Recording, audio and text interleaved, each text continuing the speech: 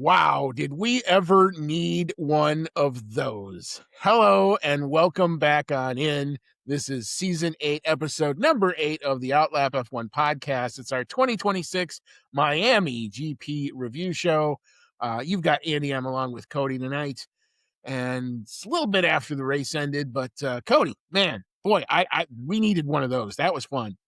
Yeah, that was definitely the best race weekend so far this year.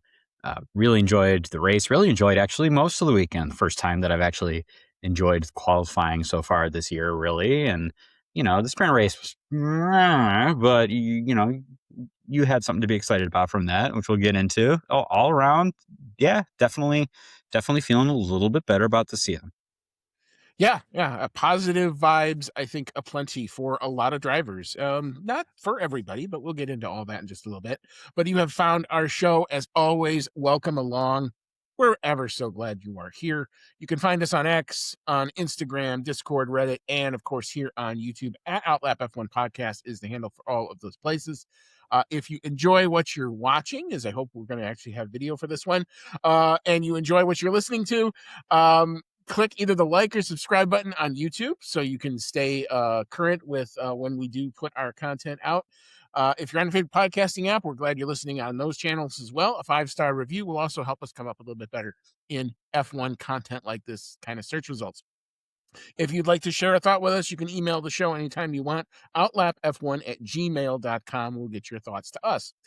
Thank you so much to Outlap F1 Nation, who continues to help us out in all sorts of fun ways. Thank you so much. And y'all know the list. And we've got a couple newbies in here. To Dean Warwick, Yuri Dolchester, Paul Weaver, Quentin Warden, Kevin Kelly, Regan Stanzik, Timothy Brown, Jonathan Scott, Rachel Fleming, and now Dave Doherty as well. If you'd like to support our show and our little endeavor, you can buy us some coffee. We are F1 fans in America, so God knows we need caffeine. So you can find our link. It's buymeacoffee.com/outlapf1. You can give whatever you'd like to do. We will happily take it. Thank you so much to those who have taken advantage of that. All right, particulars out of the way. Cody, I'll let you go first here. Headline of the day. What you got? All right, my headline is you thought it would be different this time. And for a little while, it was. We had some different people at the front. We had Lando Norris take the sprint pole and sprint race win. We had Max Verstappen back on the front row for regular qualifying. And we had Charles Leclerc once again taking the lead out of the first turn. After all that was said and done, though, by the end of the race, it was Kimi Antonelli taking his third win in the row, making it look like Mercedes. I don't know if they'll win everything this year because, it seems like it just keeps getting closer and closer so far. But they are still the team to beat. Yeah, I mean, there is definitely part of me that said, well, boy, everybody just took their best shot with all the updates. Mercedes didn't really bring a whole lot, and it really didn't matter in the end. And maybe that's discouraging, but I'm more of the positive. And my headline of the day is we all needed that. And I've said this before about Formula One. It has this uncanny ability to do this. It's at a track that nobody really likes. It's coming off of a break that nobody enjoyed for lots of different reasons. The social media discord over the last month is, my God, they just didn't do enough over the rules to fix this thing. It's getting every sports car broadcast has taken their shot at Formula One. And I just kind of sat here and had to take it. And I go, guess what? That was fun. I enjoyed that race. The sport delivered yet again when it needed to. Is it perfect? By no means, yes. By no means is it close to perfect yet. Are there things that they can fix and we'll tweak and talk about? Of course there are. But as for not having Formula One for a good 5 weeks, a little bit of a hiatus, that was a pretty fun reset, if I do say so myself. And Kimi Antonelli, man, he earned this one. This one was not easy. He had to fight for it. He had to defend from it. A lot of things. It was, you look at the end result and you go, okay, well, that kind of figures given where he started. But if you actually follow the story of the race, this one was no walk in the park. He had to fight for it. And I am encouraged from what I saw from those who not necessarily did get the win, but were a heck of a lot closer than what we saw earlier on in the season for sure. And that was, I think, your top four. This could be quite the fight if it actually shapes out like it could do, but we'll get into that. before we do that, we have to go through all of our sessions. We start all the way back on the Friday with the sprint qualifying, and I did tee up the sound. Let's see if I can actually get it to work when I click it. Hey. All right. So, not setting lap times or classified lap times for the sprint shootout. Those were the two Aston Martins. Now, the bad news was they didn't make it out very much on Friday. The good news for Aston Martin, they have fixed the vibration problem. They are no longer having to run restricted lap counts or any of that stuff. They can finish the races. They can actually learn about their race car, finally, 3 months in. But classified finishers in the sprint shootout, P20 was Valtteri Bottas, P19 was Alex Albon, P18 was Sergio Perez, P17 Esteban Ocon, P16 was Liam Lawson. P15 was Arvid Lindblad, P14 was Carlos Sainz, P13 was Ali Behrman, P12 was Nico Hulkenberg, P11 was Gabriel Bortoleto, P10 was Pierre Gasly, P9 Isaac Hadjar, P8 was Franco Colapinto, P7 was Lewis Hamilton, P6, this was a shocker, especially given Mercedes' form. George Russell only managing P6 in the sprint shootout. P5, updated Red Bull, better, but not quite all the way there yet. Max Verstappen in the Red Bull comes home P5. P4 was Charles Leclerc. P3 was Oscar Piastri. P2 was Kimi Antonelli. And P1, this is his happy hunting ground, apparently. Lando Norris in the McLaren, a 1:27.869, the sprint shootout pole position. All right. Cody, big thoughts here. This was our first meaningful session after what I thought was a great idea, the 90-minute practice. Let's do that for every sprint race because I thought it made the rest of the sessions better. But anyway, what's your thought? It was definitely warranted here. And, we talked about how many upgrades teams were bringing after this long hiatus. So the extra practice time for the sprint weekend was definitely warranted this time.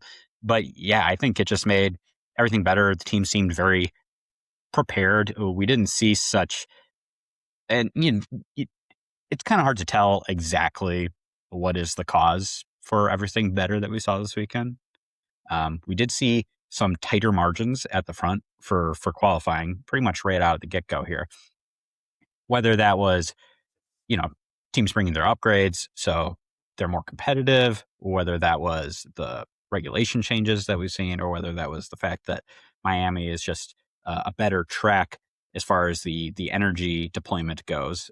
Maybe it's a little bit of everything, but we did see things more competitive at the front. And this was where we got our first little taste of hope because we had the first competitive session that was not won by Mercedes. We got to see Lando back at the front for the first time since last year.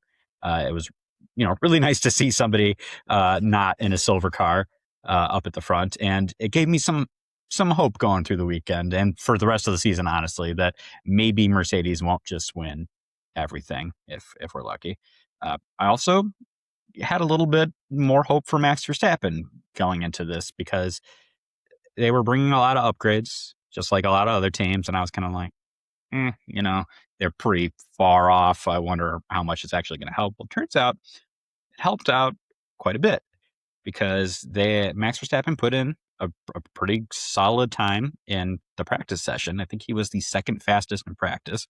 And, practice is practice. You take that with a grain of salt. But he definitely looked a little more confident in the car right out of the gate here in sprint qualifying. And he did comfortably get into, Q3, which hadn't always been the case so far this season.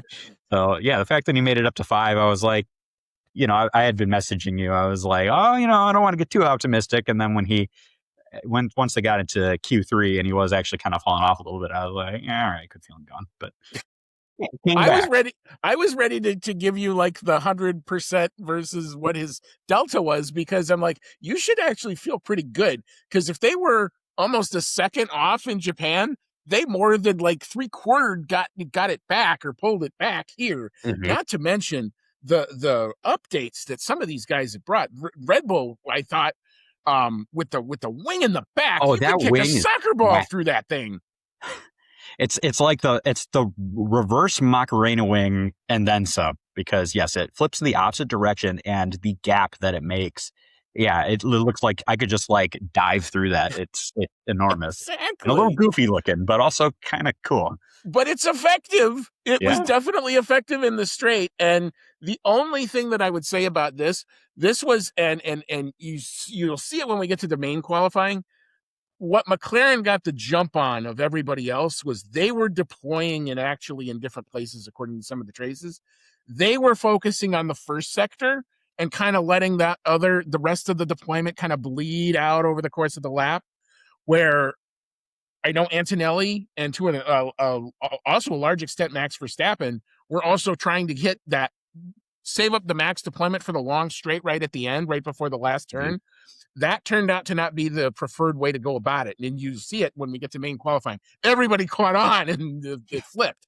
But both Lando and Oscar were setting some amazing first sectors and holding on to the rest of the lap. And that's basically what allowed them to do it.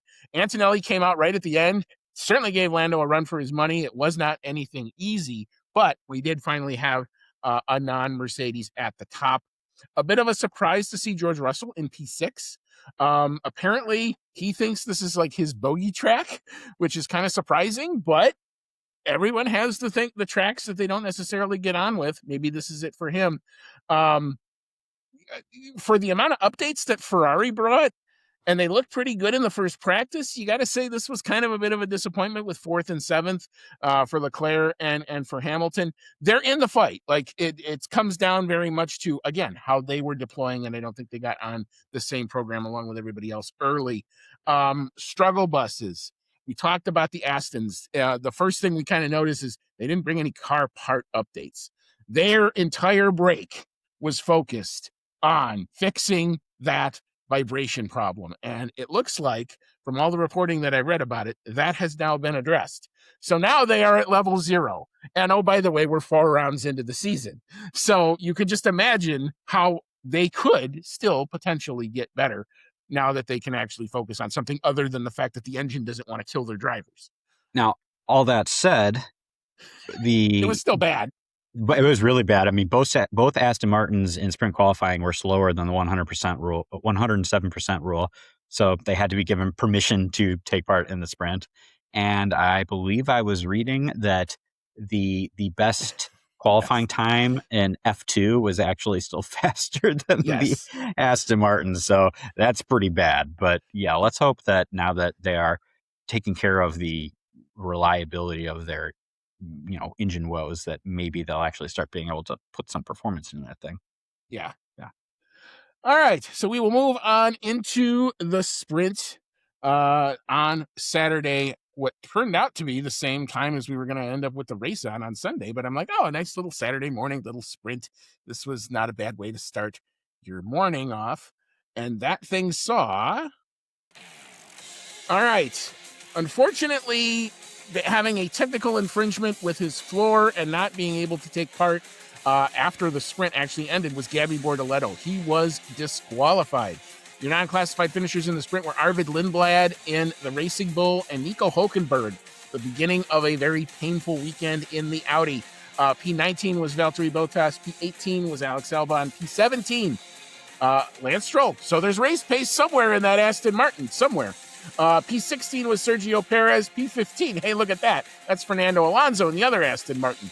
P14 was Liam Lawson. P13, Carlos Sainz. P12 was Ali Behrman. P11 was Esteban Ocon. P10, Franco Colapinto. P9 was Isaac Hadjar. The points finishers in the sprint: P8, Pierre Gasly in the Alpine. P7 was Lewis Hamilton. P6 was Kimi Antonelli. We'll talk about what happened to him. P5 was Max Verstappen, a solid finish there. P4 was George Russell, a bit of a recovery from the qualifying.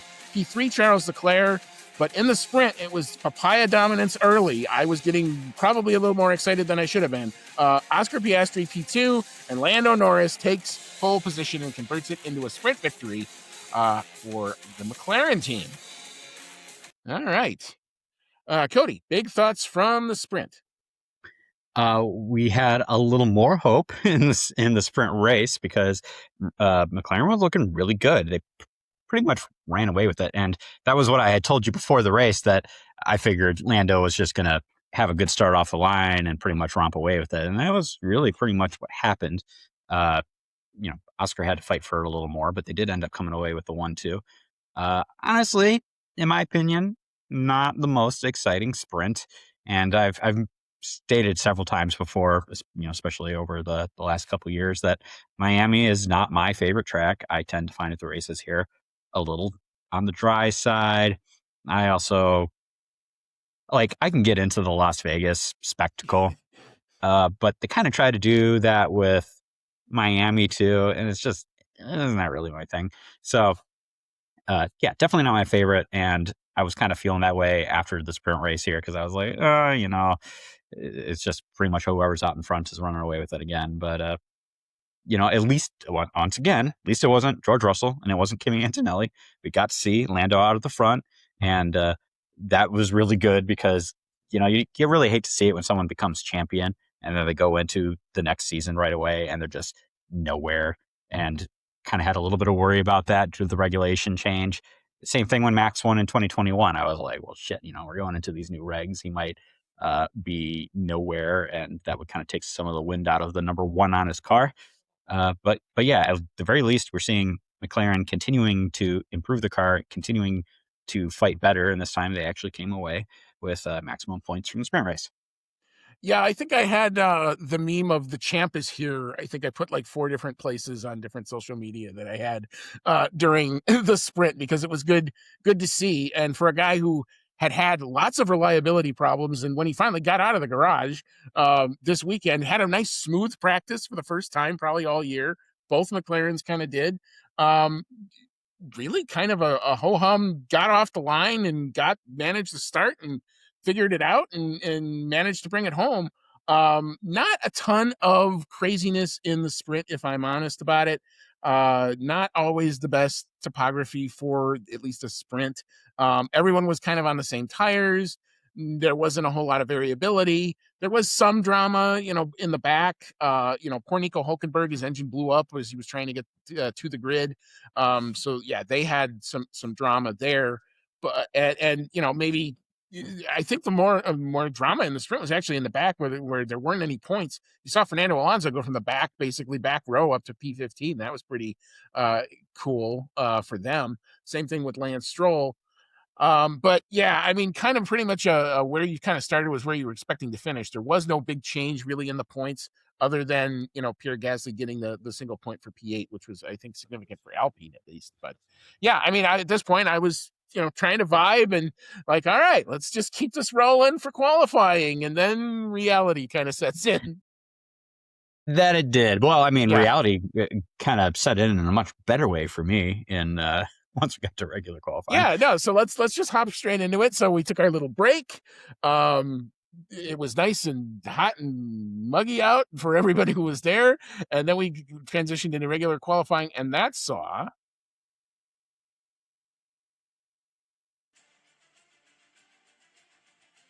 all right. So the FIA has had quite the weekend, actually. Over 100 different decision documents that I saw on their website. One of them, unfortunately, was to disqualify Isaac Hadjar, whose floor was also outside of the regulations. So that was kind of strange. But P21 was Gabby Bortoleto. P20 was Sergio Perez. P19 was Valtteri Bottas. P18 was Lance Stroll. P17 was Fernando Alonso. 10 seconds they found between the sprint, shootout, and this qualifying. Look at that progress. P16 was Arvid Lindblad. P15 was Alex Albon. P14 was Esteban Ocon. P13 was Carlos Sainz. P12 was Ali Behrman. P11 was Liam Lawson. The top 10 from 10 to 1, Nico Hulkenberg may have had a bad sprint, but they put that car together and he gets it into Q3.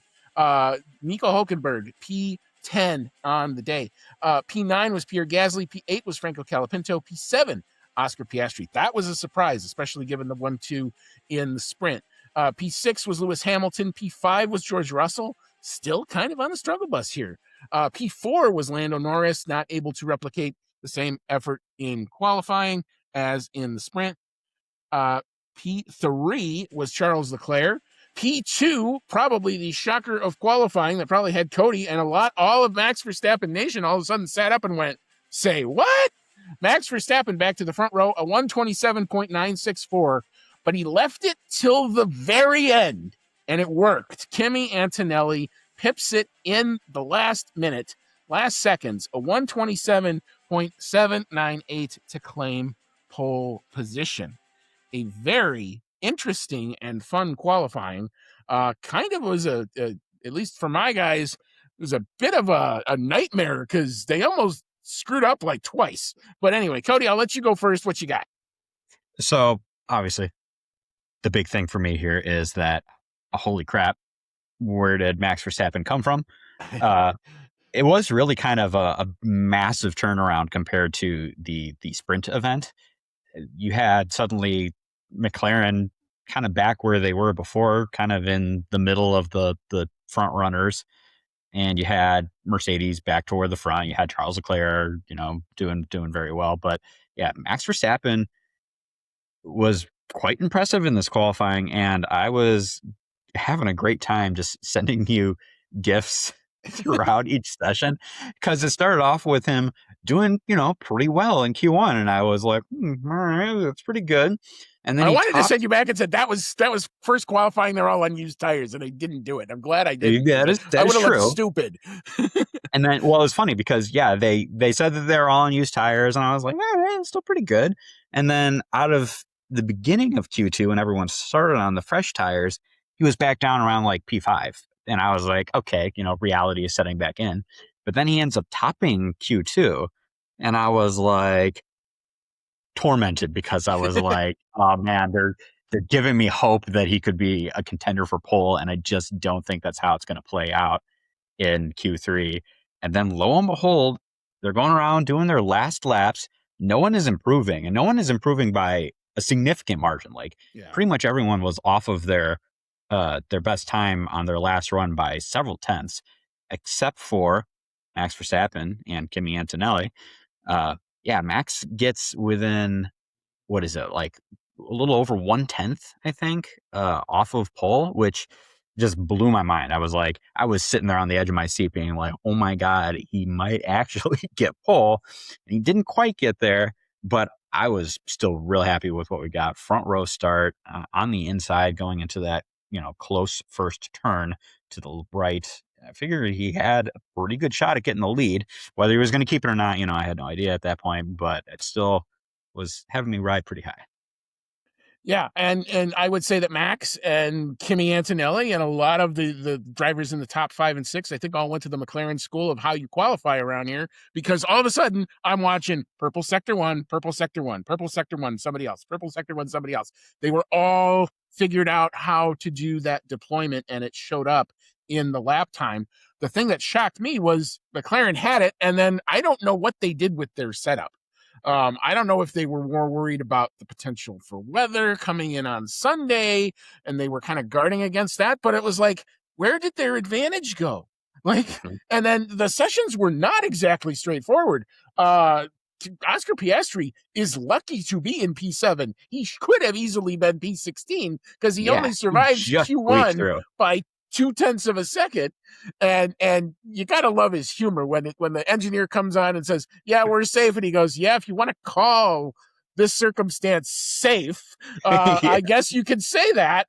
And then in Q2, Lando has, I think, his first flying lap get deleted, and he ended up having to go out on. He was not on the preferred set of tires when he was trying to set his flyer. I think it was only good enough for like P9, good enough to get into the top 10.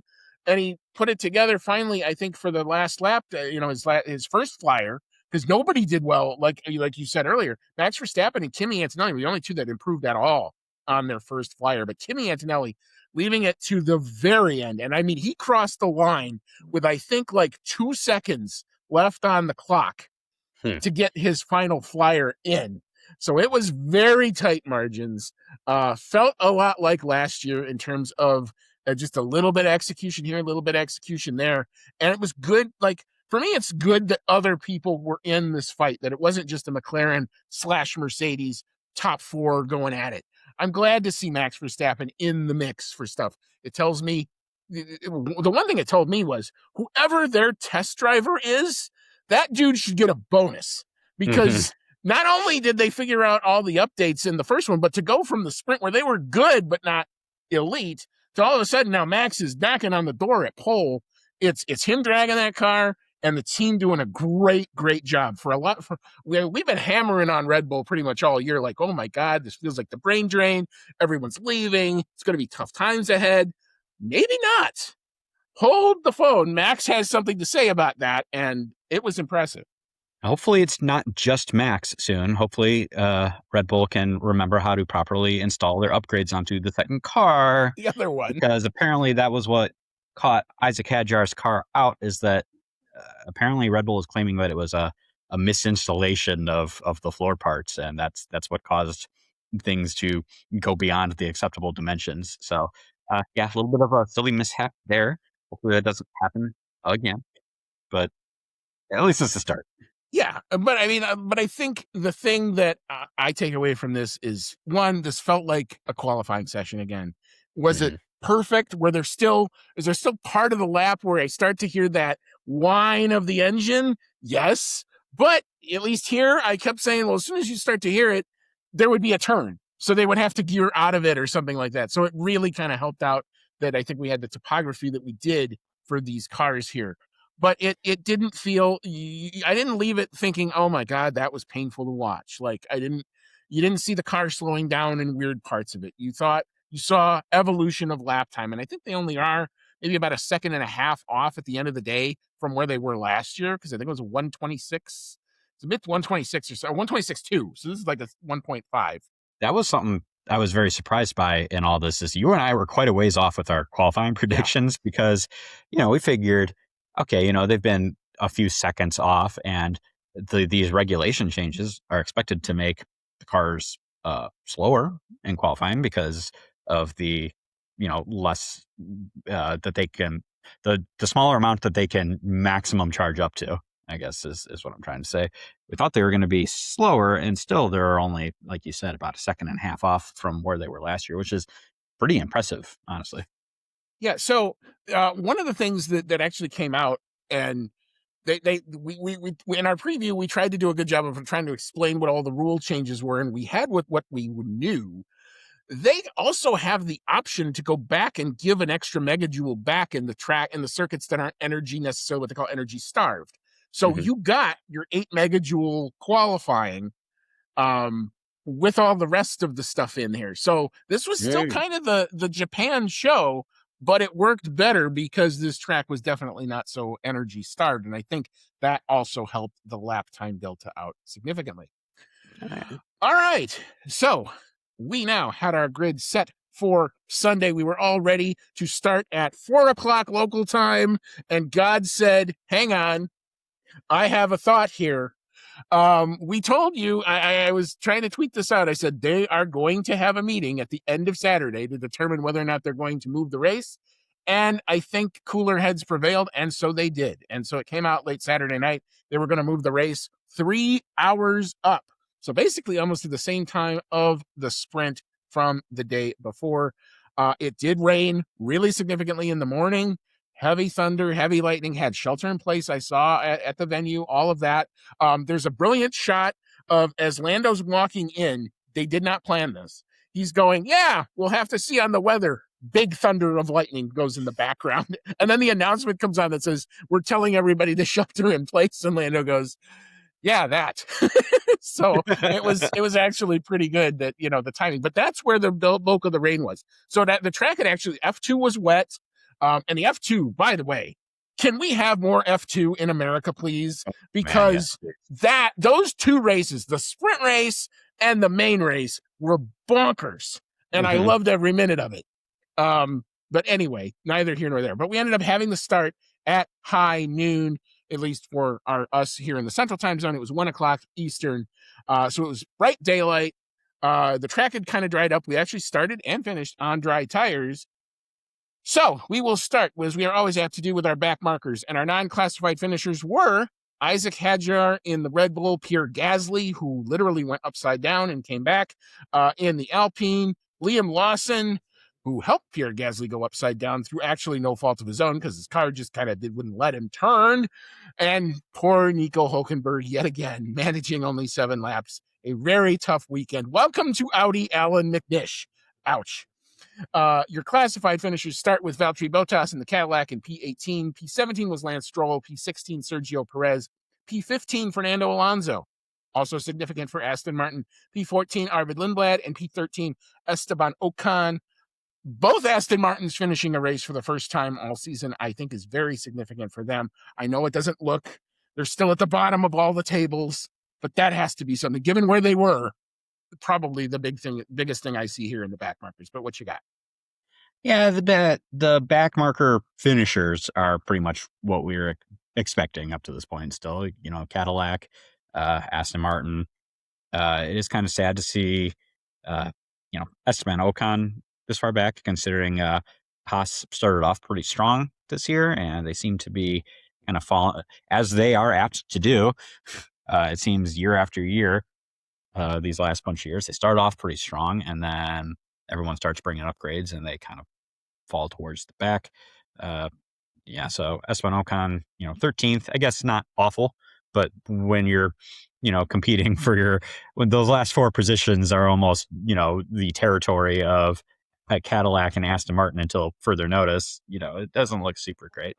So hopefully Haas can, make some upgrades and move back up.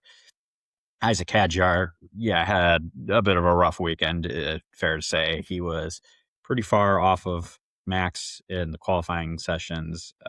He ended up, getting disqualified from the sprint.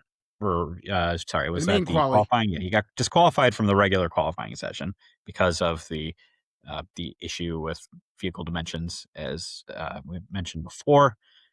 But he goes into this race probably wanting to make some early moves because he started from the pit lane, and just 4 laps in, makes a turn too early, clips the barrier at the turn, and breaks the suspension on his car. Goes right to the wall, and man, he was frustrated. He was sitting there pounding on the wheel, kind of like throwing up his hands at the car after he got out. He knew, you could tell he knew it was his fault, his error, and it was pretty crushing to see. Isaac Hadjar does seem to be a very passionate uh, person, very passionate driver. When he makes a mistake, he lets it show, his anguish at the moment, and Yeah. so I did feel bad for him for that. Hopefully he can do the same thing that he did, uh, last year and move on from that, because, we got to remember Isaac Hadjar didn't even really get to start the first Grand Prix last year, and he ended up making a pretty good year out of it. So, hopefully he bounces back from this. He gets on top of, the new version of the Red Bull car, and comes back swinging. The last one with Pierre Gasly, that accident looks pretty nasty in hindsight. The way they cut to it on the broadcast, they just show his wheel hanging, his car is hanging all cockeyed on the tire barrier, and I was like, "What the hell happened?" And he got clipped on the inside by Liam Lawson. Pretty much hit him right on the right spot, I guess, at that back tire to throw the car up, kind of in a similar way to maybe what we saw between Lewis and Max all those years ago. And it was enough to completely flip him over and then throw him on top of the barrier there. Fortunately, the car landed right side up, so he was able to get out without much issue and was okay. Very good to see that. But still a little bit of an oddball crash. Yeah, I mean, both the Hadjar and the Gasly incidents reminded me of some races past. The Hadjar one is almost a carbon copy of the Leclerc qualifying crash at in Baku, where he's like, that was the famous "I am stupid" line where Leclerc's getting out, and then basically had the same reaction: pound on the steering wheel and make it feel better. The Gasly one is reminiscent of a wreck I saw Bahrain in 2014. I think it was Esteban Gutierrez in the Sauber. The same type of situation. They're coming into that first hairpin, and you just hit the car at that exact sweet spot, and it just takes off. and it took off and flipped and landed. I mean, luckily for Pierre, he walks away, none the worse for wear. All the safety gear did everything it was supposed to do. And you got to also feel for Liam Lawson because he was basically a passenger. His gearbox was doing all sorts of really terrible things to itself down that back straight. And he could not, like, you're watching him try to get the wheel, like, I'm going to hit you and I can't stop. And slam. So you kind of felt really bad. And Lawson, to his credit, walked down to the Alpine garage and apologized to Gasly because he was not trying to wreck him. That was not, fighting for position or anything like that. But yeah, just kind of some very strange looking wrecks that kind of reminded me of some other races here in the back markers. All right. Well, we'll move on into the midfield. P12, salvaging something for the Audi team was Gabby Bortoletto, even though it did not amount to any points. P11, the national show had a stat, and it's interesting. Haas in P11, Ollie Behrman comes home in P11. Haas is all time among the active teams. They are number 2 for coming home in P11 in their history for this number of races. They have, I forget who was number 1. Kevin Kelly will remind me when he listens to it, I'm sure. But I could not remember who it was, at least offhand, but it was Haas was the second most times they finished in P11. So unfortunately, no points there. P10 was Alex Albon in the Williams. Talk about a salvage job. P9, Carlos Sainz, the other Williams. Williams get double points out of this race when Carlos Sainz was having a lot of ranting on the radio all weekend long. He was not a happy bunny, but they come home with 3 big points for them. P8 was Charles Leclerc. We will have to talk about how he got down here. And P7, one of the stars of the day, man. The guy goes home, he gets inspired and puts in, we've been hammering on him all year too. Franco Colapinto, man, he came to play. P7 on merit. Good going, man. Cody, what's your thought here in the midfield? Definitely did not see the Franco Colapinto P7 coming. I mean, Alpine has been certainly improved over where they were last year with their new car, but mostly it looked, so far this year, Gasly's been really doing more of the heavy lifting there at this team. So it was, really refreshing to see Colapinto, who, frankly, I haven't had too much faith in since he's come to the sport. He seems like a nice guy. I actually got to stand like 10 feet away from him when we went to COTA last year, which was pretty cool. He looks very young. It's very strange in person to be like, you see somebody like that in person, you're like, wow, you really are a Formula One driver and also, in my eyes, a child. But anyway, nice guy, young guy, hasn't really shown too much lately in the sport, but a lot of people are rooting for him. He's quite popular. And yes, it was very nice to see him actually on merit have a very good weekend here. He was a little helped out by Charles Leclerc, his end of race shenanigans. The adventure of the last lap, which we will have to break down. Yeah. But he really was good this weekend. He was actually, generally better than Gasly throughout the whole weekend and came away at the end with good points. So very happy to see that from him. The Williams drivers also actually getting some points, also maybe helped out a little bit by some mishaps from people who didn't end up finishing the race, but that's just kind of how it goes sometimes. And they managed to get some points out of it, which after, like you said, Carlos Sainz rant earlier in the weekend, I'm sure they were very happy to get what they could. Yeah, so I mean, some salvage jobs in the midfield for sure. We're just going to lump Charles Leclerc in with the top 6 because that was probably where the main story of the races really were. So coming home in P6 was Lewis Hamilton. P5 was Max Verstappen, who had a very up and down day. P4 was George Russell. P3 was Oscar Piastri, who also had himself a very up and down day. P2 was Lando Norris, but it was not enough in the end. Kimi Antonelli, 3 in a row. Taking the win by 3.264 seconds. You look at this and you almost say, well, what's changed? But the answer is quite a lot because, wow, you would not know it from the results, but damn, lap 1, turn 1, absolute craziness. Max Verstappen does something I don't think I've ever seen, how he didn't get like tattooed by somebody from where he spun. Does a 360 and kept it going, was amazing. Kimi Antonelli goes now. Here's where I'm going to get on the FIA just a little bit, because now look, we had the race last year in Saudi Arabia. And you want to know how I knew that? Because Formula One put the Saudi Arabia race on YouTube and I rewatched it. Max Verstappen and Oscar Piastri going into turn one. Max Verstappen goes off the track, keeps an advantage, gets a penalty. Kimi Antonelli, while yes, he doesn't maintain the lead, goes for a saunter on the teal part of the racetrack, comes back on. Yeah, he's P3, but nothing? That's not keeping an advantage. That's not gaining an advantage. He clearly cut like 2 corners. Everybody else maintained on there, including Max, who actually didn't go off the track when he spun. That's nothing? I don't know. What am I missing here, Cody? But anyway, do you break down the start? This was crazy. As far as the Antonelli going off thing is, I think they didn't penalize him because he did technically go from P1 to P3.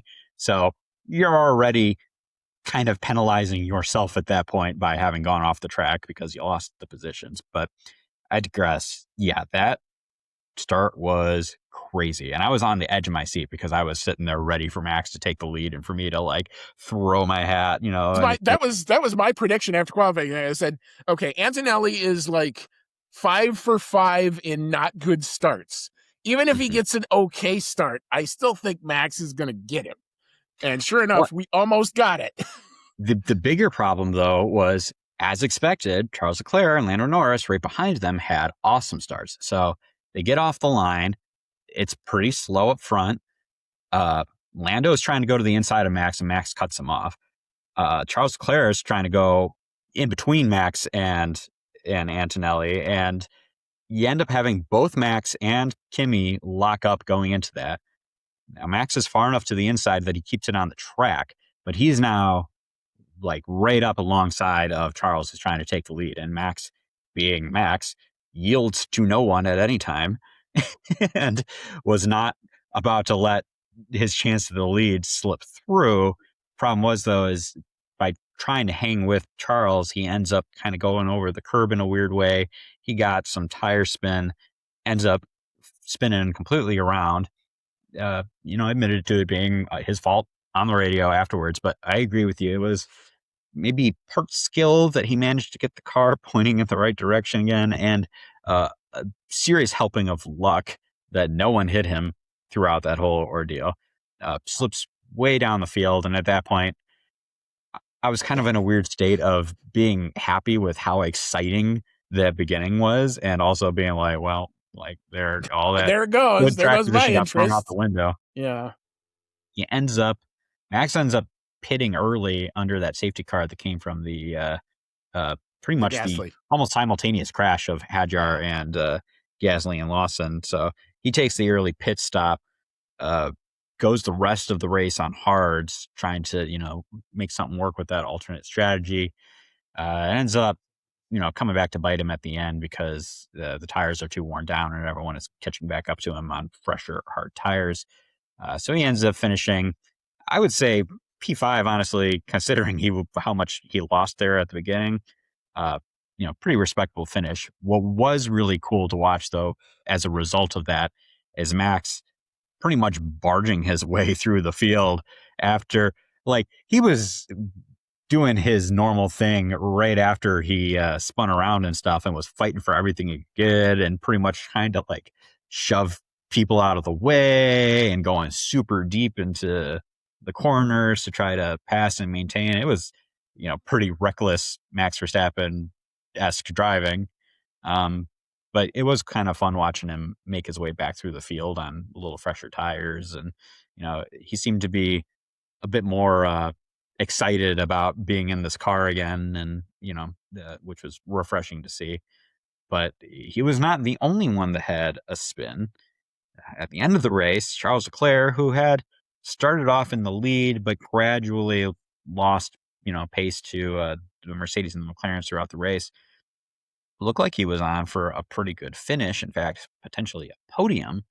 Try something a little weird going into the last lap where he seems to not be, if you go back and watch the footage, he wasn't really using the low downforce wing configuration on the car, it seemed like he was trying to let Piastri by so that he could have the overtake going into that last lap and hopefully have enough energy to actually take Piastri back and get the podium. But after Piastri got by him, he ended up spinning on his own, clips the wall just well enough to mess with his suspension, but keeps going. And And has an adventure. yeah, was having a real hell of a time on that last lap, just trying to keep the car on the track, which he was not doing a great job of. He had to cut like 3 or 4 corners, and ends up losing track position to George Russell and Max Verstappen there right at the end. And after the fact, ends up getting a whopping 20-second penalty Yeah. for all of the corner cutting he was doing, which, a little bit of a strange way to word it. It was not driving the car under in an unsafe manner. That was what he actually got technically penalized for. It was uh, driving off the track without a good reason to do so. A little bit of strange wording there, but definitely a pretty severe penalty. It ends up only costing him, 2 additional positions at that point. He gets passed after the fact by Lewis Hamilton and Franco Colapinto due to that whopping 20-second penalty. Um, a lot of people have been comparing what happened here with what happened with Lewis Hamilton before, where I believe, what was that, Singapore, where his brakes were pretty much starting to fail at the end of the race and he was cutting corners to pretty much try to make it to the end. And he got penalized for that, but it was only 5 seconds and his brakes were failing. So it does seem to be a little unfair. Maybe the stewards have looked at that previous case and been like, yeah, maybe we really should have been a little more heavy-handed. Uh, 20 seconds is a lot. Yeah. I I was think surprised at maybe a that. 10-second would have been fair, considering, he was having trouble steering, but he could still steer well enough to get around the last lap, and his brakes worked. So I don't know. I felt like 20 seconds was pretty extreme. Yeah, I mean, and I'm trying to bring it up, and I apologize it's not coming up, but I was trying to bring up all the decision documents that the stewards had to do after this race, and there's like 10 of them, Oh and yeah, Max got a 5-second penalty. 9 out of the 10 turn out to be no further action. Yeah, Max bumping 10 different people on his way back up through the field, no further action for any of that. I already talked about the Antonelli at the beginning of the lap going way off for a saunter. No, that wasn't even noted, not even a thing, because that's probably lap 1. Um, a whole lot of other stuff that was going on throughout the course of the race, all no further action. Leclerc, they decide to throw the book at. And I rewatched the onboard. I'm like, okay, how bad was this? He's really actually really struggling trying to keep the car, and he's going off because the other side of it was, I think it was Liam Lawson was busy unlapping himself. And so he was trying to get in places, it looked like, out of the way so that Lawson and any other back markers who were unlapping themselves could do so. But then the other side of it is, when it came to finally Russell and the people for position who found him, he suddenly gets his ass back on the track and suddenly now gives it some gas to try to come home P6 on the road. So I get is it a penalty? Of course it is. Should they have thrown the book at him? I don't think so. I think that was a little much, especially given the fact that you were letting all this other stuff go. Like, if that's the precedent, then fine. Again, it's the inconsistency in the thing that drives us all mad when it Mhm. comes to, we look at things, we look at what happened to Lewis Hamilton, and he was doing the exact same thing. If anything, he was going slower, but he had a big enough gap and there was nobody around him. Where here, yeah, there was people here. He's trying to get out of the way. What is he supposed to do? Like, if you're trying to tell him the better answer should be pull over and stop your car, fuck that. I want to score some points if I can on the last Yeah, lap. honestly, What are you asking he him to do? if you bring up a good point there, because even with his penalty, he finishes 8th place. He gets some points, whereas it sounds like what they wanted him to do was to, stop, and then you get no points. So Right. I feel like it's like your message is kind of weird here. It's almost like if you really thought it was that much of an issue and you thought that he should have stopped, then disqualify him. I mean, Right. that's really heavy-handed, but it seems kind of like that's what they wanted him to do.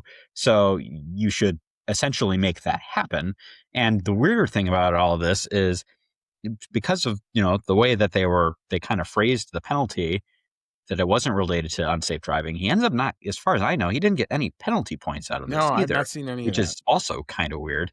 But If yeah, that was just, Max, they'd give him 4. oh my God, yeah. So yeah, definitely some weird decisions made here on the penalties. Max Verstappen actually did get a 5-second penalty for something that happened much earlier in the race where he, I guess, very slightly So crossed here, over the pit line. why that had to be done at the end of the race is beyond me. Yeah, You're me neither. either in or you're not in the line. You know where Surely the as a line steward, is. you've got access to that footage. You can just look at it and be like, oh yeah, he went over. He crossed the line. Okay, 5-second penalty. Why don't you tell him that? Give him an opportunity to do something about it. Now, as it turns out in the end, it didn't matter. Those 5 seconds didn't hurt him And where he finished, but it I could have. really think that is why they gave him the penalty, because from what the commentators were saying, it was marginal. And it almost, by kicking that off until after the race, it almost kind of made it seem like they were waiting to see if it was actually going to make a difference or not. And since it wasn't with Leclerc's 20-second penalty, then they can be like, oh yeah, you broke the rules. Here's a 5-second penalty, but it doesn't change your position. So it doesn't really matter. Now, I bet you if Leclerc had not had some kind of penalty and had finished right behind him, they would have been kind of like, like, what do we do here? Because it's actually going to cost them some points. So they were kind of liberated in their decision making. They were able to hedge because of how it finished. Yes, yeah, exactly. Totally. But all of this doesn't even take into account the actual battle for the win. We haven't even gotten to the fun part yet. There was a legitimate battle. You had Leclerc, Lando, and Antonelli all fighting for the lead at, this pretty race much had 5 different leaders. Mm-hmm. When's the last time you said that legitimately about a Formula One race, especially in Miami, that had 5 different leaders in it? And they were legit leaders. It wasn't like, well, maybe Max was a tire strategy thing, but still, he was there. And it was, lots of good fighting for the lead. As I said before, Charles ends up kind of fading away with time because, the car's pace just wasn't there, and they were, kind of not really taking their drivers' opinions into account on the strategy and all that stuff. Good to see the Ferrari decision desk back in mid-season form. That took a whole round to get back into there, man. Woo! And Leclerc was pissed. But it really did come down to Lando and Kimi, and they both really could have won. Like, I thought Lando might really have a shot there because he was staying within 1 second of Antonelli for a while there, pretty much just staying right on the edge of that overtake threshold.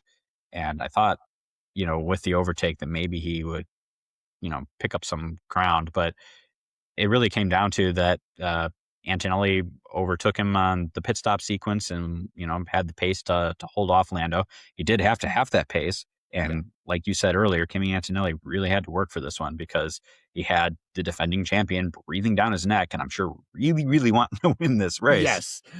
So let's reset a little bit of the stage. The backdrop of all this is, again, the race got moved up 3 hours because of inclement weather that they thought was going to hit. There were showers all around parts of Miami, and it was a question of whether or not any of it was going to cross where the circuit was. And you would literally do a radar scan. I must have done like 10 of them. And Weather Channel would try to predict where it would go. And I'm like, oi, that's going to just miss, or it's going to deluge the circuit.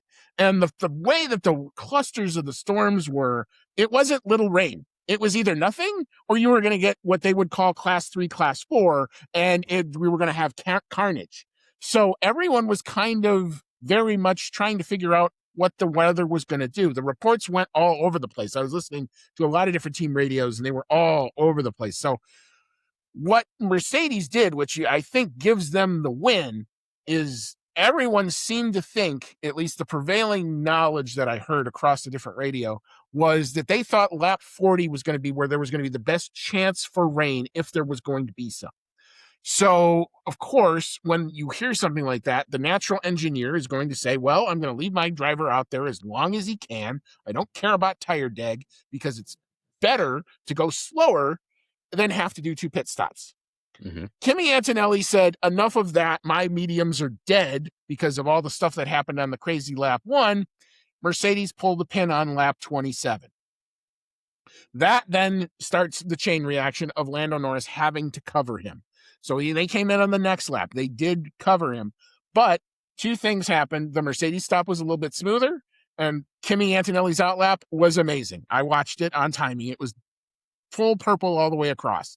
And that's what got it. Lando gets out just in front, manages to hold him off for a couple corners, but the tire temperature is vastly different at that point. And Antonelli, with the extra boost and the overtake that he still has, because it's still sector 1, and that's where he was boosting, ends up overtaking Lando. Lando tries to fight back later on in the race. There was one point at which I think he got within 0.6 of a second, and I'm like, come on, we can maybe get there. Mm-hmm. Kimi just kept the distance enough, despite complaining on the radio about some downshifting gearbox problems and just not feeling well in the car at the end. But the rookie did good. He's not a rookie anymore. I can't call him that anymore, really. But the young guy did good, and he's leading the world championship by now a hefty margin because of it. So Kimi Antonelli, my hat's off to you, man, because Lando wanted this one.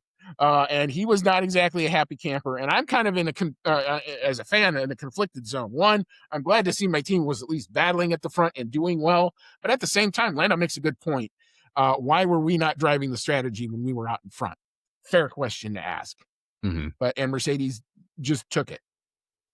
Yeah, he did say it on the radio immediately after the race, said we really should have won this one. And I think that they really could have if they had been a little more on top of the pit strategy, been able to more comfortably maintain that lead, for more than a couple corners, while tires get up to temp. They really could have done it. So that's two races in a row now where McLaren really could have won the race. I think this one was more on the strategy than just safety cars, which is really what gave Antonelli the track position for Japan. But yeah, they really could have done it. However, on the line, pretty much. Not on the line. Oscar Piastri had that move done before the Leclerc spin, but yeah, pretty much right at the very end, Piastri does make up the ground and get in for that podium position. So you do get a double McLaren podium out of this, which That's really true. I'm not going to be pissed off about double podium, man.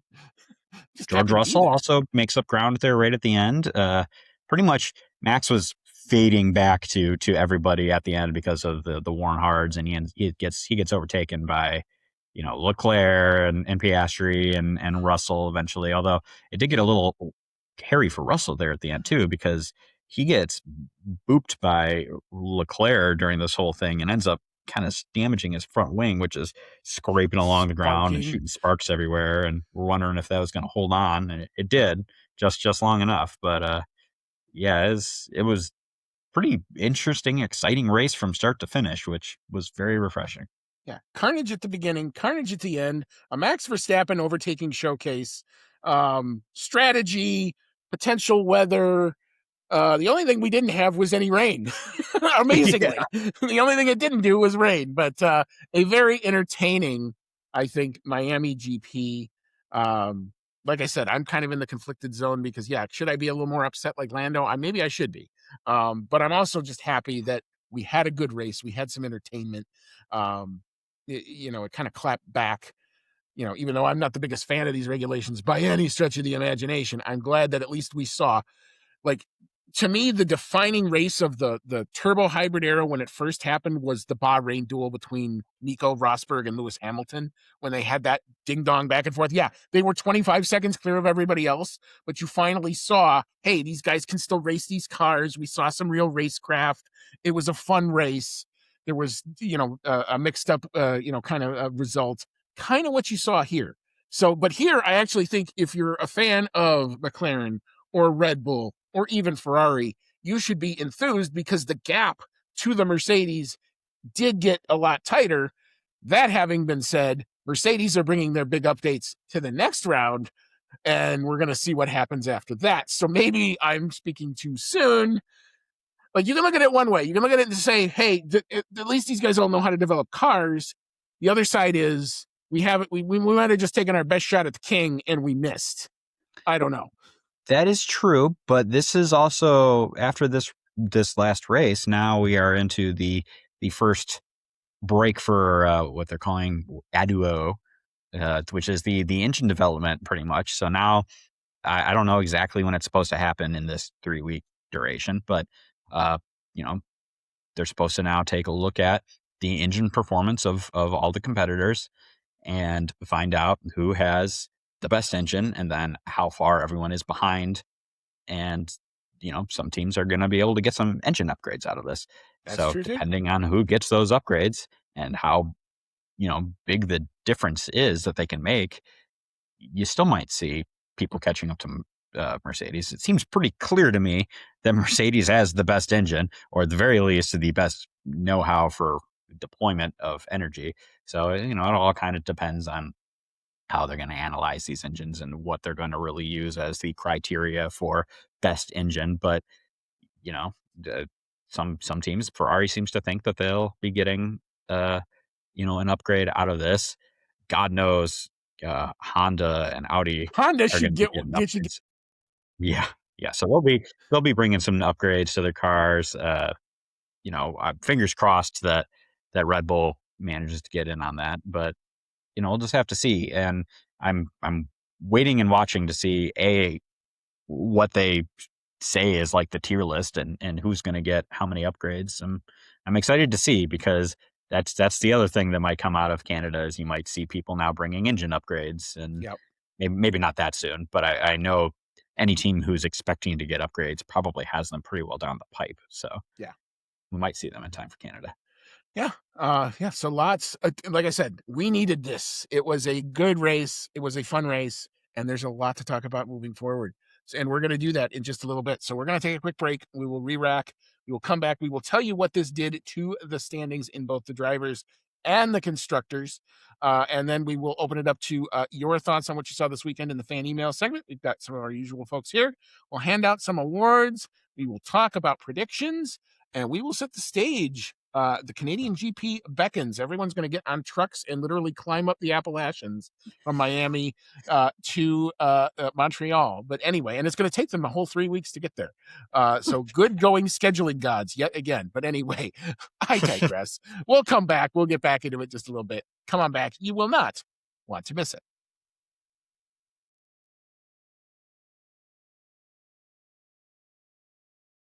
All right, welcome back on in. This is season 8, episode number 8, Crazy Eights on the docket.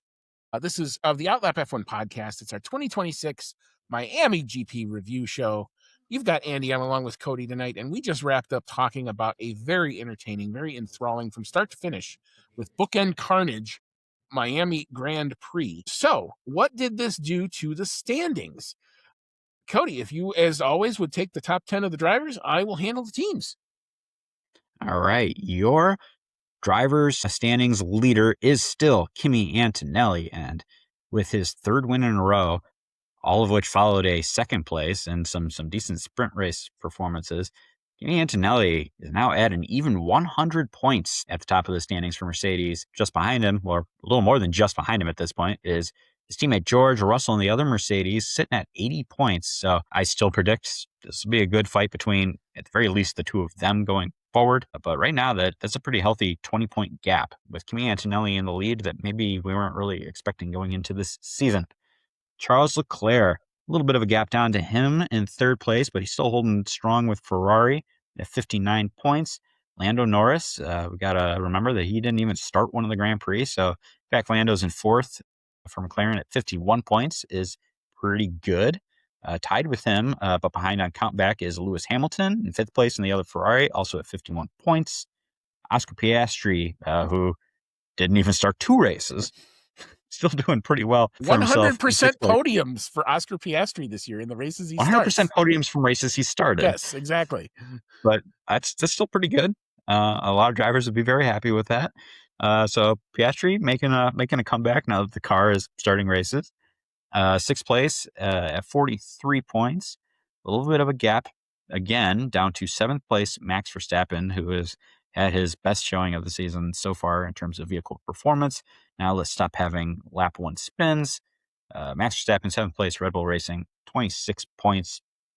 Oliver Behrman still holding on to eighth place in the driver standings for Haas at 17 points. Pierre Gasly probably could have taken that eighth place had he not had a crazy crash this weekend. Pierre Gasly in ninth place, Alpine at 16 points, so just 1 point behind Behrman. And then Liam Lawson also had a rough weekend this time out, but still in the top half of the drivers' standings, 10th place for Racing Bulls at 10 points. All right, your constructor standings. No surprise who is in P1. That would be Mercedes. They have won all of the Grand Prix races to date so far. P2, they are on 180 points, by the way, an amazing total for them. P2 is Ferrari. They check in with 110 points and now have to be looking behind them as the now hard charging McLaren team, who gained 31 points in this weekend on Ferrari. So they have closed the gap. They are up to 94 points on the season for them.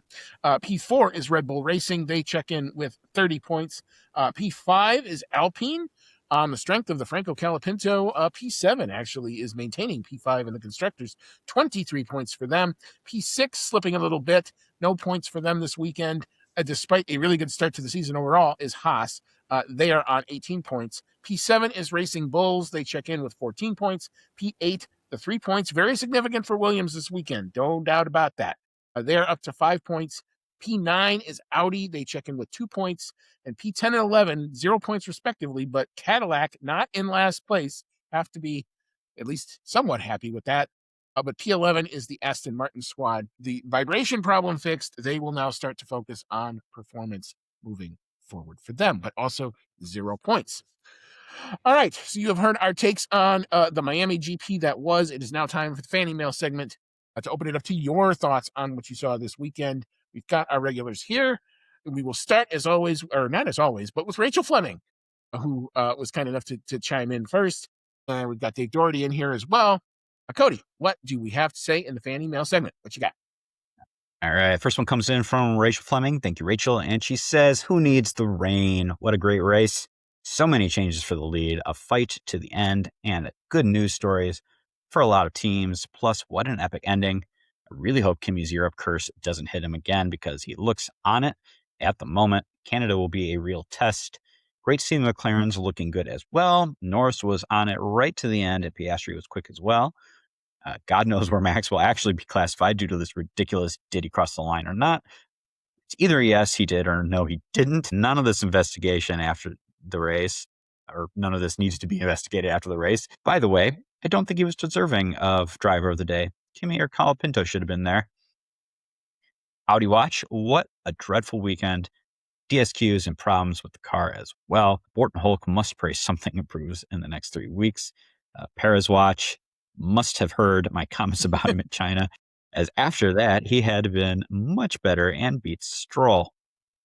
Alonso Watch was the best of the 4 rubbish bins, or the supposed F1 cars. But still, finally, after all that excitement, we still have a 3-week break to the next race. Cody, have a great holiday. Oh, thank you very much. I guess Rachel says she is going away as well during that break. Enjoy your holiday as well, Rachel. And last thing she says is, by the way, Charles gets a 20-second penalty while Max gets a 5-second penalty. Utterly ridiculous. Now, I will say at the end there, it's 2 very different penalties. You got one driver that goes a little over the white line, leaving the pits, and you got one driver wheeling a 3-legged car around a lap, barely keeping it on the track. I did say before 20 seconds was a little extreme, but in my opinion, these should not both be the same time. One should definitely be worse, and it is Charles. Hate to say it on that. No, I think what she's more pissed off about is the timing of it. Like, I get you got to investigate the Charles one after the race because it happened on the last lap. But why are you even bothering with the Verstappen one when it's not in the middle of the race? That's either an in or an out that should have been done. Should have been able to respond to it, in my opinion, as well. So I don't know, but I don't mean to speak for Rachel there, but that was kind of how I read it. I gotcha. Yeah, we did touch on a lot of this stuff already. The Kimi Europe curse that happened last year is something I had completely forgotten about. Once the racing went to Europe, kind of as it tends to do in the middle of the season, Kimi Antonelli definitely had a little bit of a rough spot in Europe last year. Um, Obviously, Mercedes has a much more competitive car this year, so we might see some better stuff out of him. But George Russell also tends to go very well in the European races, so that might bring them more into a better close fight, as we are all looking forward to see. Despite the fact that I really like Kimi Antonelli, and I'm not exactly the biggest fan of George Russell, I do think George is an awesome driver. I would really like to see him have a legitimate shot at the championship. So I just hope that, they're able to battle between the two of them instead of just one of them romping off, because that'll make it pretty boring for most of us, unless you're a massive Antonelli fan. Yeah, I mean, a lot of good points. Yeah, I mean, it would have been really interesting to see where Max would have finished, I think, had he not had the spin. And that was kind of one of Yes. those, like the way that I saw it was I think Max, who's probably really good at doing like multiple things at once, I think he bit off one more thing than he could probably chew. Because it looked like he was Mhm. trying to do four things. He's trying to hold off Lando and race Charles and race Kimmy. And he tried to do four And keep things it at on the once, track. right? And keep it on the track. And one physics, and said Yep. no more. No matter how good you are, sometimes physics just does that thing. So Hmm. and the fact that he admitted to it and what it was, I thought he was very candid about it. He says, "Hey, he's got a future in rally driving if he ever wants to try that too." So, but yeah, to be honest, like moving forward, I'm marking Red Bull now going to be consistently as Hmm. a top six, certainly in the top six contenders for wins, especially with given where we're going. I mean, Canada's a lot of straights, and that rear wing, man, brings them back. They're going to have the straight line edge amongst a lot of teams. I mean, I even heard it was interesting. They were Zach Brown was on the Sky feed, and they asked him about that wing, and he didn't dismiss it. So I have a funny feeling by the end of this year, maybe by next year, we're going to see a lot of flippy wings amongst Hmm. these cars next year because I think it's just a solution that has to happen. Let's just go to Monza right now. No more upgrades. Skip right to Monza. But I do agree too that I really wish I also could have seen where he would finish. I don't think they had the pace overall to win compared to Mercedes and McLaren, but I do think he could have really been on for a podium had things played out a little better. So, but we'll never know though. We'll just have to see how it goes in Canada. Yeah, a lot of your watches here, Rachel, are a little painful at the moment. Perez is probably living his best life, honestly, because we had no expectations really for the Cadillac team. And, he gets to come back to the sport and, race around again. And He gets to even though, collect on the apology tour where everybody who sees him says, "We're so sorry we misjudged you." and honestly, even though Bottas is ahead of him in the driver standings because of kind of somewhat of a fluke finish earlier on, Perez generally has had the better of Bottas so far this season. So yes, I would definitely say we are kind of going back on the apology tour for Perez, and he's back in Formula One, so he's got to be doing all right. Alonso, I can't say the same thing about. He's probably hating every minute of this, thinking that God must what has gone wrong. We had the money, we had the brains. How has this all turned out so poorly? And I just I gotta wonder when he's gonna throw in the towel, because he's not gonna do this forever. And I know he wants to go out on a high note, but right now that high note is nowhere in sight, Yeah. and eventually he's gonna throw in the towel. You just have a funny feeling the epitaph of that guy's career is he just didn't have good timing. Because what, like, he Mhm. leaves and the place suddenly, it's not his fault either.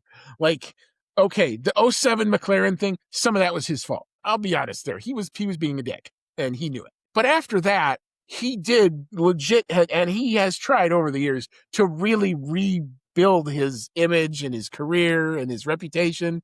And he can still drive a car, but damn, like how many reclamation projects do you have to go through before you finally just say, I can't do this anymore? I mean, his reputation as a one of the greatest of all time drivers, I think, is pretty rock solid. But he's also got that reputation of being in the wrong place at the wrong Right. time. Just not reading Uh, rooms well. But anyway, yes. thank you, Rachel. Yeah, we'll move on to Dave Doherty. Cody, what does he got to say? All right, Dave. Thank you, Dave, for your email. He says, "Hi, team. Well, this is what I call a sensible thinking from F1 and the FIA. The regs look very spot on, in my opinion. They're definitely better. I don't know about spot on, but they're definitely better. Quali and the race day traditional format was very impressive. At a track that has been so-so over the years, I thought the Red Bull and Ferrari back wings were brilliant. And Mercedes, my love, Kimi Antonelli, that kid is good. I'm happy. Any thoughts on Red Bull and McLaren's race since you're fans of those two?" Well, we definitely dug into that pretty good with I am very happy with the advances that Red Bull made, and I was very happy with Max being on the front row. But it is kind of a story of what might have been with Max spinning out on lap one. And yeah, McLaren looked to be right there during the sprint stuff, but it turns out that Mercedes was probably just still trying to figure stuff out while McLaren had already nailed things like deployment. And, by the time that everyone was all figuring out the strategies for deployment and everything like that, Mercedes ends up being right back at the front again. But I am still very happy is it's close. Like we saw Mercedes romp away with it in Australia and China, and I was going, God damn it, is this what the whole season's going to be? It was fun when my guy was doing it. Now it sucks.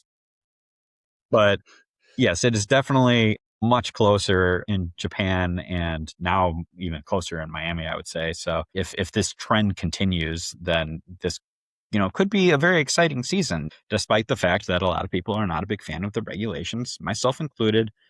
I think my biggest issue with the regulations is it's just too complicated. You've got too much stuff going on with the deployment and the recharging and the differences of where you're doing on the track, and that it's all computer controlled. And then you got the active aero, and you've got boost mode and overtake mode, and it's a lot. I like to think I'm a somewhat smart guy, and it's a little distracting for me. So, I for sure, and I'm a pretty diehard Formula One fan at this point. For someone who is a casual viewer, pops in for the race here and there, it might be a little hard to figure out what's going on still. So that's my biggest gripe with it. But I do still appreciate that they looked at the first couple races and were like, yeah, some of those things we worried about actually came true. What can we do about it? And I think that they're taking steps in the right direction. So I don't think this is a write-off year. I think that we can still have a very exciting, fun Formula One season this year. And they'll just continue to refine what they can refine. And then, oh yeah, by the way, I don't know if you heard, but we're getting V8s in 2031. Yeah. We've only got to deal with it probably for a few more years. What did I tell y'all about Mohammed Ben Sulayem licking his chops and is waiting to just impose his will? And that came out. That story is happening because the Concord Agreement is done as of 2030. So the FIA can say, this is our rule package. You either sign up or you go down the road and you race your cars somewhere else, but you don't do it here. So a lot of off track to be decided between now and then. Do I think we've made a step in the right direction? Yes. My jury is out on the actual changes because this track was never going to be an energy management problem anyway. We might have gotten this with the original rule set and it might have looked fine. We might have been totally fine. However, I do think what they've done, given the constraints of what they had to do, is a step in the right direction. I've heard that seems to be positive across the board. That my jury is going to come out in Canada because Canada is going to be is already, just you look at the topography, there's going to be a lot of chances to see energy starving. And we're probably going to see, this is where I think you're going to see the super clipping come back a little bit. And how bad is it? Is it enough where you can just kind of swallow hard and deal with it? Or is it like, oh my God, that car sounds like it's going to die? I don't know. We did even still get some super clipping in Miami. Like if you're watching the onboards when they're going down the longest straight there in Miami, you can definitely hear the revs cut back, get into like the last bit of the straight, but it definitely wasn't as bad. But like you said, this wasn't a track where that was probably ever going to be a big issue. So Yeah, We'll just have right when you would start to hear it, there would be a corner that would show up, and you'd be like, okay, now they have to Mhm. gear down anyway, so now it wasn't going to be quite as bad. Canada's not going to be like that, especially coming into the couple of straights. The corner of champion, the wall of champions, where that is, it's 2 long straights with a little tiny chicane. You're going to hear the engines struggling, I think, a little bit around there. But if Canada can be a good show, and my jury is also still kind of out on the yo-yoing. Like, I like it in some cases, and it was interesting what Leclerc tried to do. He tried to anti-yo-yo it because he figured it out that, like, oh, if you try to pass me in turn 17, I can get you back in turn 1, and because I'm going to hit my deployment after you've already hit yours. That's interesting from a certain way. I agree with what you also said, Cody, about it being overcomplicated. I like to think I know what's going on. When I have to read regulations and technical manuals 3 times before I go, they did what? And I sit here and go, now I then try to explain it to other people. Like, if I'm sitting at a race and I'm trying to explain to somebody why did Max Verstappen spin like that when that looks horribly uncharacteristic? Why does Leclerc spin on his own with nobody around him? It comes down to that deployment and the car physically not being able to do what the driver is asking of it. That having been said, but to try to explain that story is hard. Like, it's not a quick, easy story where with more simpler regulations, it's going to be easier. Oh, he hit the boost and the boost went too bad. I could tell that story. But if I got to say, oh, he was in overtake mode and the straight line mode was going and he had boost and overtake at the same time and he hit the button twice, becomes very difficult to try to communicate that story. I do think we're trying to do the best we can. I do think it's a step in the right direction. My jury is still out, though, on these regs, at least for the rest of the year. But I'm still confident. I'm hopeful. I'm not confident yet, but I'm hopeful that we can have an actual championship fight and good, fun races all year long. I agree. I do have one more point before we move on. You mentioned the yo-yoing.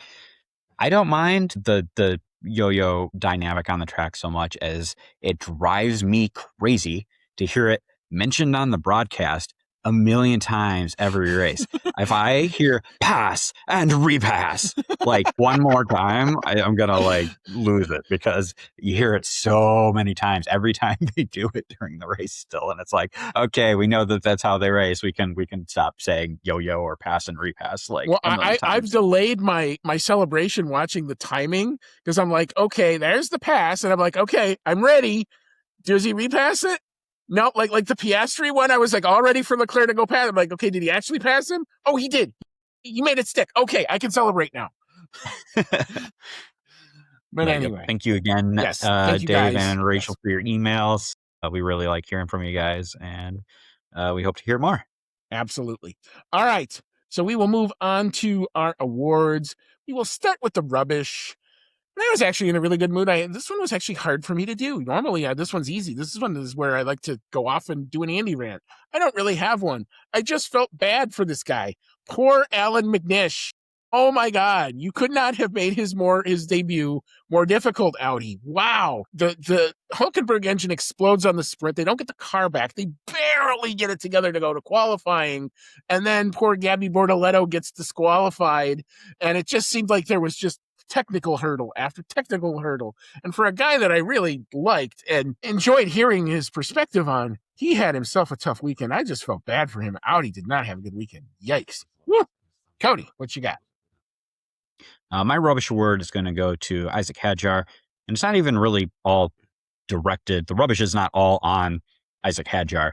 He just had a really shitty weekend. The getting disqualified from qualifying for the car not being put together the right way. I mean, that's not on him. That's on the team. But to then, it's a rough spot starting at the back of the field, starting from the pit lane. But he had a really good opportunity to show what he's made of and work his way up through the field and make some good moves. And, he took himself out all on his own. You can't really debate that was his fault. He turned too early and he ran into the wall. So definitely a mistake on him. Doesn't look great, but, hoping for his sake that he bounces back. Yeah, no, I could understand why you would pick him there. It was very reminiscent of the I am stupid. That's what I almost yelled that at my TV. I went, "Oh my God, he's stupid and he knows it and he's banging on the steering wheel." Ay, ay, ay. All right, so we'll move on to analysis paralysis. I'll go first with this one. Boy, does it feel good to have that Ferrari decision desk back in midseason form. When Charles Leclerc is asking, my God, guys, I'm driving here. Why don't you ask me what I think before you screw my race up? That would be helpful. You might want to take the memo. You know, you have two very experienced drivers in Charles Leclerc and in Lewis Hamilton. Maybe their weight should carry a little bit here and there. You know, they are the ones sitting in the car. Yeah, maybe kind of, sort of. But Cody, what you got? My analysis paralysis is going to go to all the teams watching that weather forecast because it was really cracking me up. We had just about every team come over the broadcast at some point being like, hey, we think that the rain is coming in like 10 laps and it's going to be really heavy. Hey, we think the rain's going to come around lap 40 and it's going to be really light. Hey, we think there might be like a little sprinkle at first around turn 7 and 8. And none of this ever really happened. So it just kind of seemed every team was like, chiming in with rain coming in X laps with Y intensity. And it cracks me up a little that anyone who thought rain was coming kind of missed the mark. Yeah, I mean, it was very tough forecast, I think, all the way around. Like, when Weather Channel says it was 85%, like, I always say, that's for the day. Yes, is it going to rain at some point during the day, but when does it actually come? Does it affect the race? That type of thing. Part of me was kind of glad we didn't get that because it probably would have meant carnage. We haven't seen these cars really handle the wet, and I don't know that a deluge or class 3 rain is the first time I really want to see these cars in the wet. I Yeah. wouldn't mind like knowing we have a wet session where it's the rain has stopped and we're puddles and we're dealing with it. That would be a perfect good time to learn how to drive these cars in the wet. I don't think in the middle of a Grand Prix, but that's just me. But other people love chaos, and that's fine. And if you didn't get your chaos, I'm sorry. But you had the first lap and the last lap, and you should be satisfied with that. Anyway, all right, so we'll move on to our dark horse of the day. I'm going to give this one to Franco Calapinto, a guy who I really hadn't thought of very much for this award up until this weekend, but he had himself a pretty darn good showing. P7 on the day, Alpine looking a lot better. There's a follower I have on Twitter who's got to be a lot happier. He's a big Alpine guy. He was dying last year. He's got to be feeling a lot better now. Alpine looking pretty good. Cody, what you got? Yeah, I am 100% in agreement. My dark horse is also Franco Colapinto. Got into that position on merit, had himself a really good weekend. And, these are the types of things that can sometimes give a driver, that the boost of confidence that they need to then continue to perform better going forward. And I really hope that happens with him.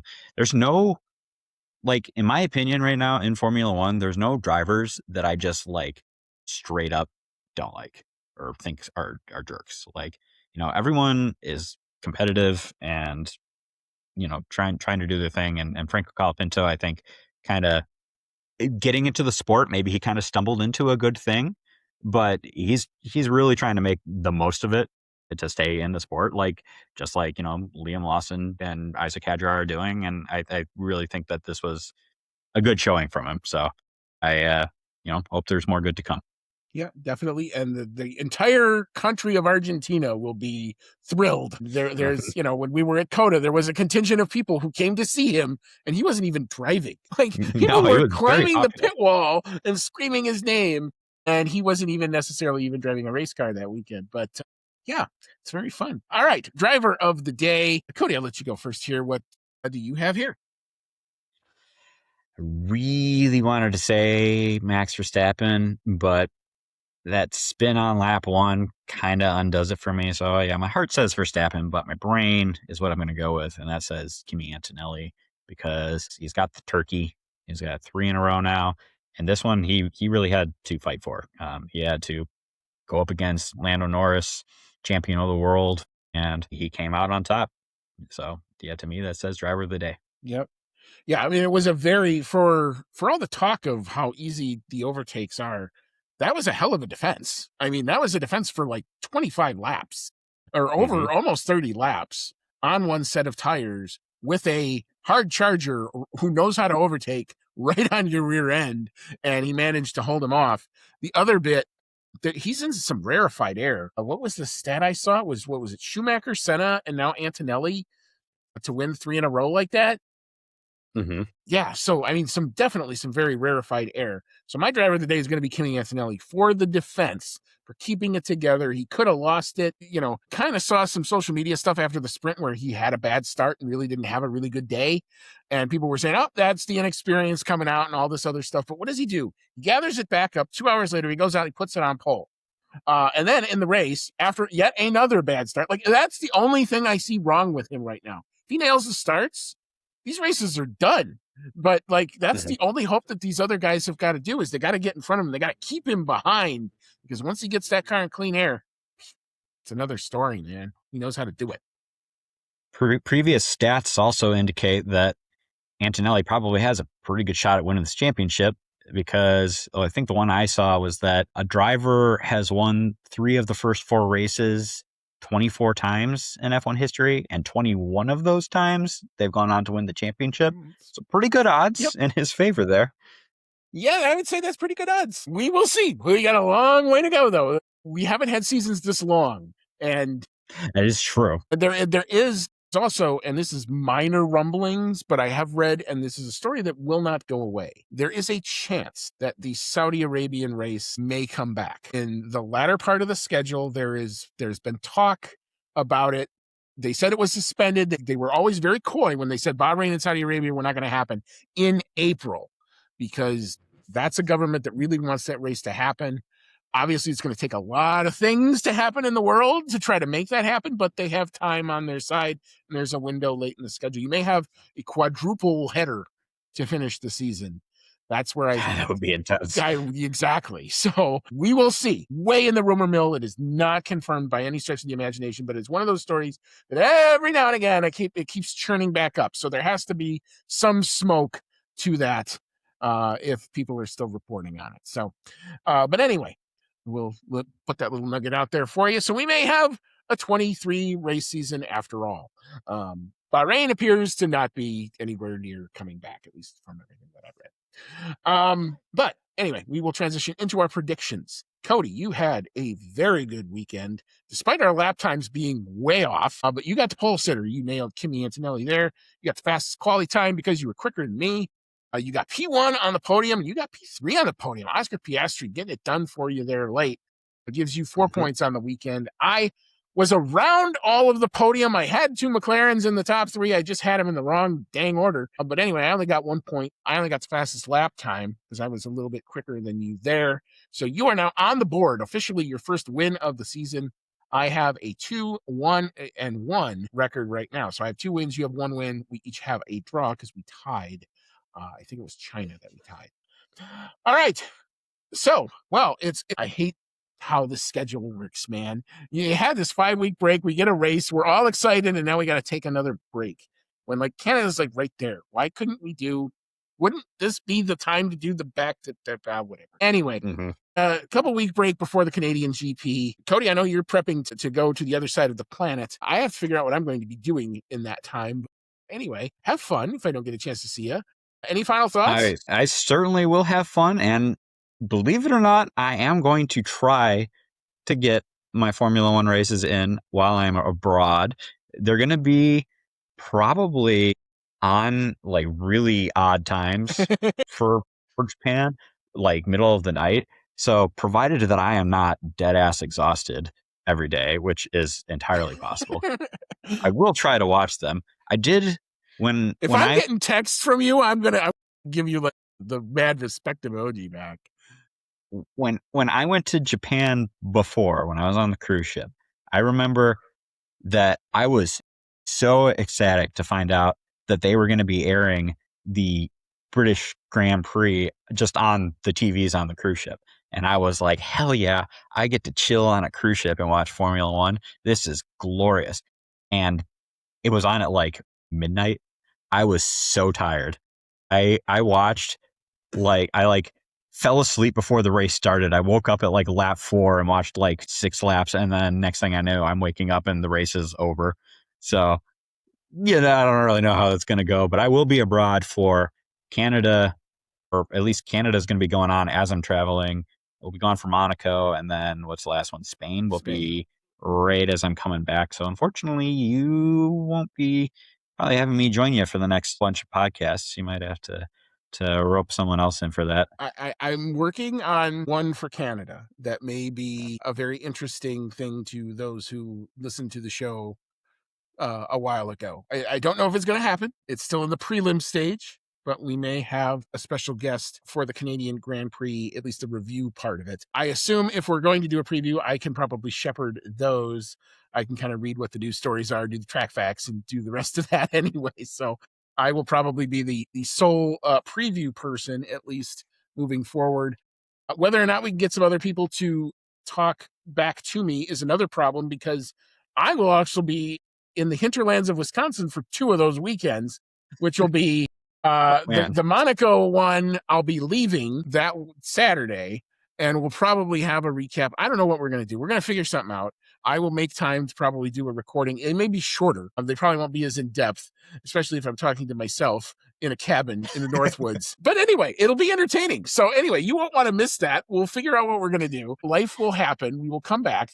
And don't worry, we're not going to abandon this season by any stretch of the imagination. I'm too invested in it at this point, and so are you. So there we go. Oh. But anyway, until then, stay safe out there, ladies and gentlemen. It's a crazy world. It only seems to get crazier some days. But as always, may all your laps be fast.